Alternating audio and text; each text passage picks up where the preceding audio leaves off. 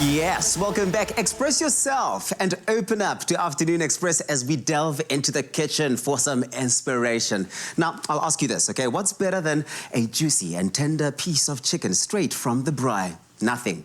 Maybe these spicy lime braaied chicken drumsticks are definitely the better we're asking about. It's zesty, yes, it's spicy, it's got a touch of sweetness, and then it's the ideal recipe to entertain your guests. Masandi, let's talk about your chicken. How do you prepare it in terms of temperature? Let's start there. Temperature, it's just low heat, okay. And yeah, I like taking my time when I cook it. Just like pace yourself. I'm not trying to burn it, so it needs to be cooked properly inside. Yeah. You know, it needs to be proper. Let's get going. Let's get going. So how do I avoid burning it? Because every time I've tried to braai chicken pieces, drumsticks in particular, I always find igazi inside. Yeah. So what I do, I cheat a little bit. I just boil it a little bit, so it gets to cook a little bit inside first. Yeah. Wow. So before I even get it on the fire. Yeah. Yeah. Is that a thing, Jay? Yeah. It is a thing. Look, it is a thing. You know, whatever you comfortable with doing in your kitchen, it works with you. But I've got a trick that I'm going to show you today, and maybe that's something that you can apply in the future. So very important. When you're cooking any kind of meat, especially chicken, make sure it's at room temperature before you get started. Room temperature? Wow. Room temperature is always best because that way you get even cooking when you put it on the braai or grill it. Let's go. Okay, let's get the drumsticks on. That's the first step, okay? The second step with the drumstick, get yourself a nice sharp knife and score your meat down to the bone. Now, when you're looking at something like a drumstick where it's on the bone, the bone inside actually insulates the meat in the inside. Oh, wow. So by scoring it, you're getting enough surface area for the heat to go down to the bone quicker. As soon as the bone gets hot, that's when the inside of the meat starts cooking at the same time. So that's a very great tip. And I like what you said earlier about starting on a low heat. Now, if you're braaiing at home, start your chicken, your drumsticks on an indirect heat. So make your coals. What does that mean? So you're going to make your coals, shift them to the side, and then you're going to place your drumsticks on the side that's not in direct contact with the coals. So start it on a low heat, and also very important, don't sit there and play around with your drumsticks. You're going to just put them on and allow them to cook for at least 4 to 5 minutes on the one side. But watch them, watch them.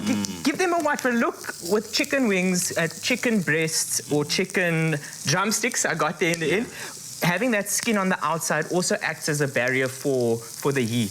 So that's all we're going to do. We're going to let those cook away for 5 minutes. You're jumping onto a sweet chili sauce. Yes. That's lovely to pair with This is the girl. This is the girl I've been waiting to see. Here we go. What are we doing here? Okay, so I need to taste it first.